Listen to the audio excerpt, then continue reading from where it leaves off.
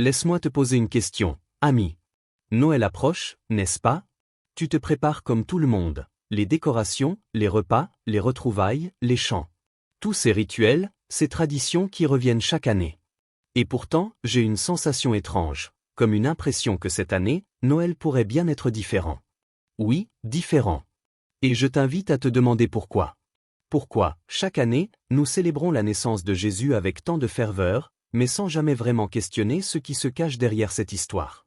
Pourquoi continuons-nous à nous contenter de récits qui, en surface, semblent clairs, mais qui, à bien y réfléchir, laissent tant de questions sans réponse? Et si ce que nous croyons savoir sur Noël n'était qu'une version édulcorée d'un message bien plus grand, bien plus mystérieux? Un message qui pourrait bien bouleverser tout ce que nous avons appris, tout ce que l'on nous a dit?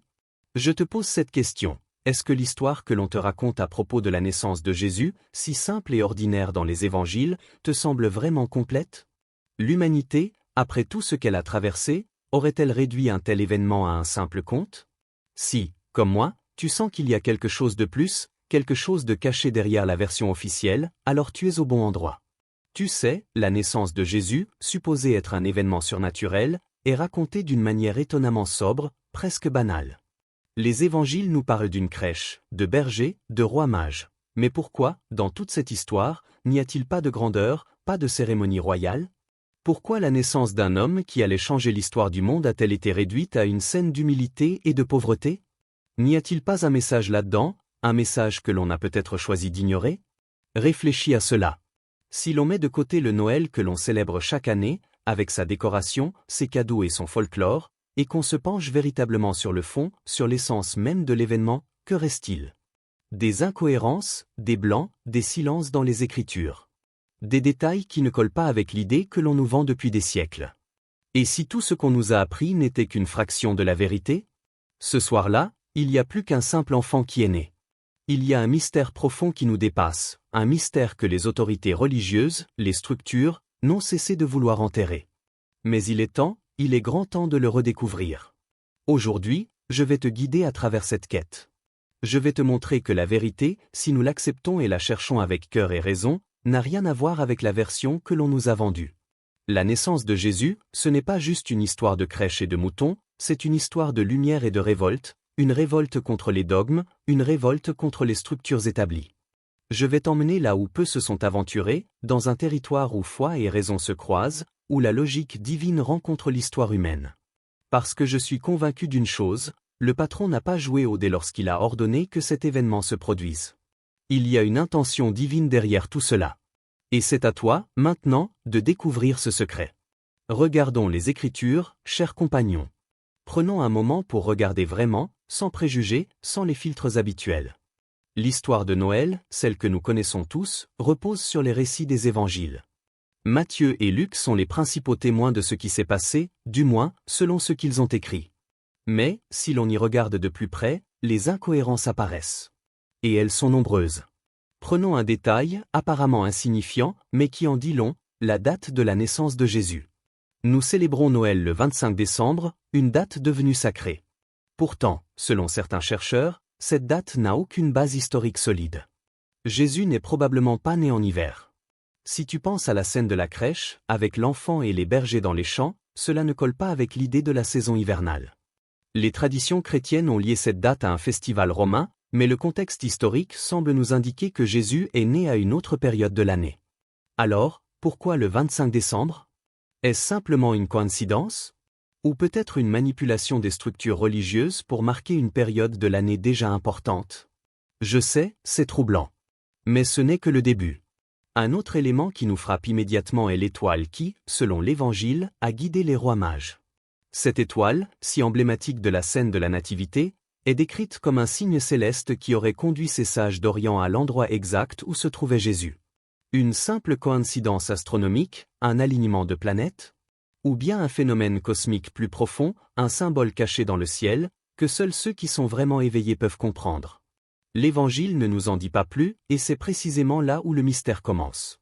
Tu as sûrement vu des images de cette étoile, brillante au-dessus de la crèche. Mais à quoi sert-elle réellement? Est-ce juste une lumière pour embellir l'histoire? Ou est-ce un message caché, un symbole mystérieux qui ne fait sens que si l'on accepte qu'il y a quelque chose de plus derrière ce récit? Et puis, la crèche. Pourquoi une crèche? Pourquoi ce lieu modeste, ces animaux et cette scène de pauvreté extrême? La tradition nous a appris que la naissance de Jésus symbolisait l'humilité, la simplicité. Mais est-ce vraiment tout ce que l'on doit comprendre? Pourquoi ce détail, après tout ce temps, persiste-t-il dans notre imaginaire collectif? Que symbolise cette crèche, au-delà de l'image d'un enfant nouveau-né? Et surtout, pourquoi les évangiles nous montrent-ils un tel contraste entre la naissance de cet enfant et les grandes attentes messianiques de l'époque? La réalité est-elle bien aussi simple qu'on nous la raconte? Regarde bien. Ce n'est pas seulement un détail. Ce n'est pas une simple question de décor. La crèche, les bergers, l'étoile, tout cela est un ensemble de symboles très précis. Et si nous nous arrêtons à ces symboles, si nous prenons le temps d'en décoder le sens, nous découvrons quelque chose de bien plus grand. Quelque chose qui dépasse de loin l'idée d'un simple événement historique. Quelque chose qui a été oublié, ou peut-être délibérément ignoré. D'ailleurs, tu sais, il existe des textes qui ne sont pas dans le canon officiel de la Bible, des textes apocryphes, des évangiles oubliés qui nous offrent une perspective différente. Des récits qui parlent aussi de la naissance du Christ, mais d'une manière bien différente de ce que nous avons appris. L'évangile de l'enfance, par exemple, qui n'a pas été inclus dans le Nouveau Testament, décrit des événements qui défient l'imaginaire. Des miracles, des phénomènes surnaturels, des présages. Mais ce n'est pas tout. Ces textes apocryphes parlent aussi d'interactions avec des figures spirituelles, des anges, qui auraient joué un rôle bien plus actif que ce que l'on imagine dans les évangiles canoniques. Et là, la question se pose, l'humanité était-elle prête à recevoir un message aussi puissant, aussi bouleversant? Était-ce la vraie raison pour laquelle cet enfant est né dans une étable, au milieu de la pauvreté et de la simplicité? Peut-être que ce n'était pas simplement une question d'humilité, mais une manière de nous dire que le message à venir ne viendrait pas d'une forme de grandeur humaine, mais d'un lieu que nous pouvions tous atteindre, au plus profond de nous-mêmes. L'histoire que l'on nous raconte est une histoire lissée, épurée. Mais si tu grattes un peu plus profondément, si tu cherches dans les textes oubliés, dans les détails qui ont été mis de côté, tu te rends compte qu'il y a bien plus de mystère que ce que l'on veut nous faire croire. Et tout ceci, ces symboles, ces événements inexpliqués. Ce n'est pas un simple conte, c'est un message. Un message qui attend d'être compris, un message que nous avons laissé de côté. Tu sais, cher ami, il y a une question qui m'a toujours hanté. Et si, derrière ce conte de Noël que l'on nous raconte chaque année, se cachait quelque chose de bien plus grand? Quelque chose que les structures établies ont tout fait pour étouffer, pour masquer, afin de ne pas perdre leur emprise sur les esprits des hommes? Et si la véritable histoire de Noël n'était pas celle d'un simple enfant né dans une étable, mais celle d'une lumière, d'une flamme qui allait briller à travers les siècles, et qui, aujourd'hui encore, éclaire nos chemins? Regarde bien, pourquoi tout ce mystère autour de la naissance d'un homme, un homme comme les autres, supposé être né dans une simplicité absolue, dans la pauvreté la plus extrême? Ne vois-tu pas là un indice, un signe qu'il y a autre chose derrière ce récit? Pourquoi avons-nous été tellement conditionnés à voir Jésus uniquement comme un sauveur religieux, un être divin venu pour fonder une religion? Et si, en réalité, il n'a pas été envoyé sur terre pour cela? Jésus n'a pas voulu fonder une nouvelle religion. Il n'a pas cherché à ériger des temples de pierre. Il a voulu offrir à l'humanité quelque chose de beaucoup plus précieux, la liberté. La vérité. L'amour. Il a vécu comme toi et moi, avec ses doutes, ses luttes, ses peines. Il a traversé les mêmes épreuves humaines, il a souffert. Et pourtant, malgré tout cela, il n'a pas cherché à se placer au-dessus des autres, ni à gouverner. Il a cherché à détruire les murs qui divisent les hommes, à briser les chaînes invisibles que la société et la religion avaient forgées. L'humanité, dans sa quête de sens, a toujours cherché un guide, un phare. Mais, à mon sens, Jésus n'était pas ce guide au sens où nous l'avons entendu dans les siècles passés. Il n'a pas été un roi sur un trône d'or. Il a été un homme parmi les hommes, avec un message qui allait au-delà des dogmes et des structures religieuses. Il n'était pas là pour imposer une nouvelle foi, mais pour défier l'histoire humaine, pour révéler la vérité cachée derrière les voiles de l'illusion. Et si Jésus revenait aujourd'hui, dans ce monde que nous avons façonné avec nos propres mains? Que crois-tu qu'il ferait? Ne serais-tu pas, toi aussi, frappé par la radicalité de son message? Nous l'imaginons souvent comme un personnage sage, lumineux, qui viendrait nous rappeler des vérités anciennes. Mais je te demande de regarder cela autrement. Que ferait-il face à cette société qui a si bien enterré la véritable essence de son enseignement? Je suis persuadé qu'il ne chercherait pas à recréer une autre religion, mais plutôt à nous confronter à la réalité de notre existence, à nous pousser à voir la vérité au-delà des illusions que nous nous sommes créées. Il secourait les structures de pouvoir qui écrasent l'âme humaine, celles qui manipulent et manipulent l'humanité à leur guise. Regarde ce que l'on a fait de Noël, par exemple. Ce n'est plus qu'un spectacle, un produit commercial, une célébration de l'achat et de la consommation. Mais Noël, c'est bien plus que cela, beaucoup plus. Ce que l'on nous a raconté à propos de la naissance de Jésus, tout cela a été déformé au fil du temps. L'histoire a été édulcorée, affaiblie. Au lieu de regarder cette naissance avec des yeux ouverts, avec un regard qui cherche la vérité, nous avons été invités à la regarder à travers un prisme de convenance, un prisme qui sert à maintenir les structures en place. Noël, tel qu'on nous le présente, est un piège. Un piège doux, certes, mais un piège quand même. On nous dit que Noël, c'est la célébration d'un enfant né dans une étable, d'une humilité qui serait censée nous rappeler l'amour et la simplicité. Mais ce que l'on nous cache, c'est que cet enfant, si humble soit-il, portait en lui la révolution. Une révolution spirituelle, une révolution qui allait transformer non pas les structures extérieures du monde, mais les structures intérieures de l'être humain. Une révolution qui nous invite à remettre en question tout ce que l'on a accepté sans réfléchir, les dogmes, les règles imposées, les traditions figées. Et c'est là que réside la véritable puissance de Noël. Pas dans les guirlandes, pas dans les cadeaux, mais dans le défi qu'il nous lance. Si nous avons la foi pour regarder au-delà de la surface, si nous avons le courage de regarder avec notre cœur, nous découvrirons que la naissance de Jésus est en réalité une invitation à la révolte. Pas une révolte violente, mais une révolte intérieure, une révolte spirituelle contre les fausses vérités que l'on nous a imposées. C'est un appel à chercher la vérité, à la vivre pleinement, à défier ce qui est faux, ce qui est artificiel. Je crois que nous avons perdu cette vision. Nous avons perdu de vue ce que Noël nous enseignait réellement. Nous avons oublié d'ouvrir les yeux et le cœur. Nous avons pris ce message et l'avons transformé en une simple tradition. Et c'est peut-être cela, la plus grande trahison. Parce que Noël, c'est bien plus qu'une fête. C'est un appel à se réveiller, à prendre conscience de la lumière qui brille en chacun de nous, et à l'allumer à nouveau. C'est le début d'une révolution spirituelle. Une révolution que nous avons trop longtemps ignorée.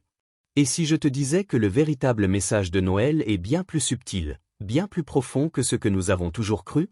L'étoile qui brille dans la nuit, la crèche symbolisant l'humilité. Ces éléments, si familiers, ne sont-ils pas en réalité des symboles beaucoup plus puissants, beaucoup plus personnels?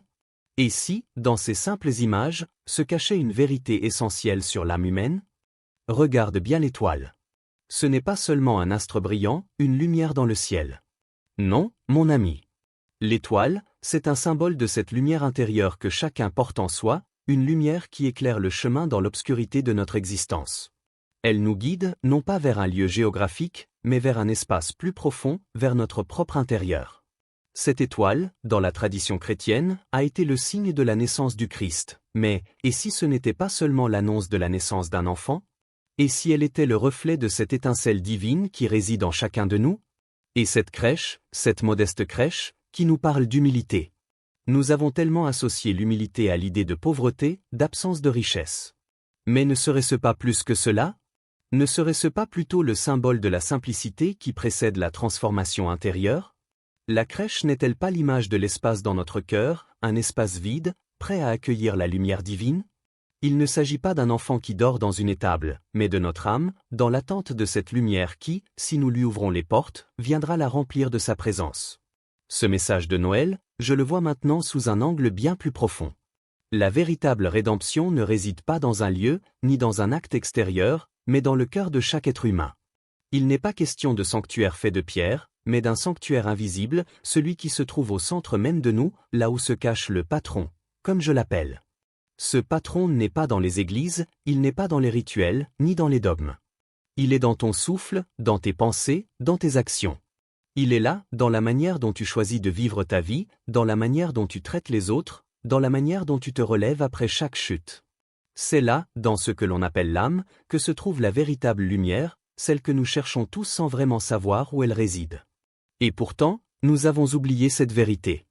Nous avons cherché Dieu dans des endroits externes, dans des lieux sacrés faits de pierre et d'or, dans des textes anciens et des rituels figés. Mais l'immortalité, la véritable rédemption, ne se trouve pas là. Elle ne se trouve pas dans la croyance aveugle ou dans la répétition des rites. Elle se trouve dans l'âme, dans ce sanctuaire intérieur qui attend, silencieux, d'être éveillé. Noël, en réalité, n'est pas une fête. Ce n'est pas un moment de célébration superficielle, ni un jour de consommation frénétique. Noël est un appel. Un appel à reconnecter avec cette lumière divine qui est en nous. Un appel à voir au-delà des structures extérieures, au-delà des dogmes et des faux-semblants, pour toucher l'essence même de notre être. Noël est une invitation à briser les chaînes de l'ignorance, à démanteler les barrières que nous avons érigées autour de notre cœur. Pas aussi. Pourquoi les évangiles nous parlent-ils de la naissance de Jésus dans une étable, dans la pauvreté et l'humilité, au lieu d'un palais royal? Peut-être que c'est là, dans cette scène apparemment insignifiante, que se cache le véritable message. Ce message nous dit que la grandeur ne réside pas dans l'extérieur, dans le monde matériel, mais dans l'intérieur, dans ce que nous portons au plus profond de nous-mêmes. Nous avons souvent oublié cela.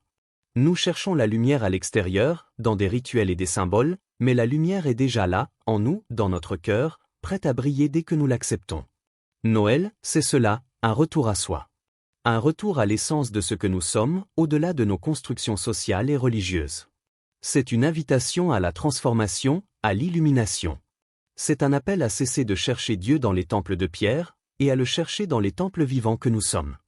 Nous avons tous en nous cette lumière. Noël, c'est le moment où nous pouvons la retrouver, la nourrir et la faire grandir, pour qu'elle éclaire non seulement notre propre vie, mais aussi celle de ceux qui nous entourent. Alors, amis, cette année, ne fais pas Noël comme les autres. Laisse de côté les décorations, les chants et les repas. Ne te laisse pas emporter par le tourbillon des festivités superficielles. Cette année, prends un moment pour chercher la vérité là où elle se trouve vraiment, dans ton cœur. C'est là que se cache le message, là que se trouve la lumière que nous cherchons tous, celle que l'histoire de Noël tente de nous révéler depuis des millénaires. Réveille-toi à ce message profond, ce message que l'on oublie chaque année, noyé dans le bruit de la consommation et des rituels. Ce message, il est aussi vieux que l'humanité, mais toujours aussi actuel. Noël n'est pas une simple célébration extérieure, ce n'est pas une course à l'achat ou une obligation sociale. Noël, c'est une invitation à regarder en toi, à découvrir que la véritable lumière ne vient pas de l'extérieur, mais de l'intérieur. C'est un appel à se reconnecter à cette étincelle divine, à cette flamme qui brûle en nous depuis toujours. Il est temps, mon ami, de chercher Dieu là où il se trouve vraiment. Ce n'est pas dans les temples de pierre, ni dans les rituels figés. Ce n'est pas dans les traditions qui nous écartent de l'essentiel. Non, ce n'est pas là que Dieu se trouve. Il est dans ton souffle, dans ta pensée, dans la manière dont tu choisis de vivre ta vie, au quotidien, avec vérité et amour. C'est dans ton âme que la lumière brille, et c'est là qu'il te faut la chercher. Ce Noël, que la véritable rédemption commence. Mais pas dans les festivités, pas dans les cadeaux ou les festins. Non, la rédemption commence dans la manière dont tu choisis de voir le monde, dans ta capacité à regarder au-delà des structures et des illusions qui t'entourent. C'est dans la manière dont tu choisis de vivre chaque jour, avec une conscience nouvelle, que la véritable transformation aura lieu. Ce cadeau, celui-là, tu peux te l'offrir. Tu peux choisir de t'éveiller à la lumière qui est en toi. Il est peut-être grand temps de recevoir ce cadeau, de t'ouvrir à cette vérité. Parce qu'au fond, ce n'est pas un Noël de plus que nous avons besoin. Ce que nous attendons, ce que l'humanité attend, c'est un réveil, une renaissance intérieure. Et cette renaissance, elle commence par toi, dès maintenant. Alors, laisse tomber les faux décors, les fausses promesses. Ce Noël, choisis de te connecter à la vérité qui réside en toi. Choisis de faire briller cette lumière, non pas pour toi seul, mais pour le monde entier.